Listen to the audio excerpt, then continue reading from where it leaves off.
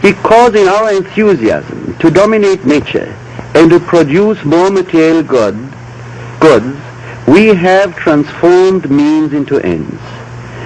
We wanted to produce more in the 19th century and the 20th century in order to give man the possibility for a more dignified human life. But actually what has happened is that production and consumption have ceased to be means and have become ends. And we are production crazy and consumption crazy.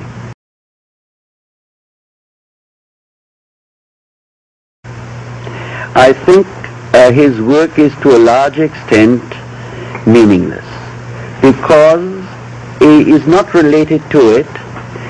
He is increasingly part of a big machinery, social machinery, governed by a big bureaucracy. And I think American man unconsciously hates his work very often because he feels trapped by it,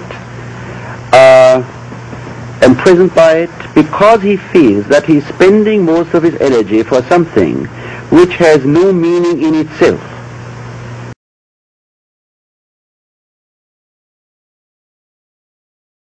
But that is not quite enough to make one happy if one spends 8 hours a day in something which in itself has no meaning and interest except that one gains money from it.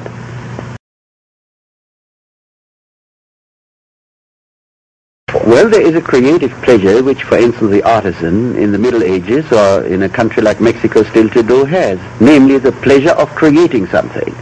Now you find quite a few skilled workers who still have that pleasure. Maybe in a steel mill, maybe a worker who works with a complicated machine. He has a sense that he's creating something. But if you take a salesman who sells a useless commodity, he feels like a fraud and he hates his commodity like something.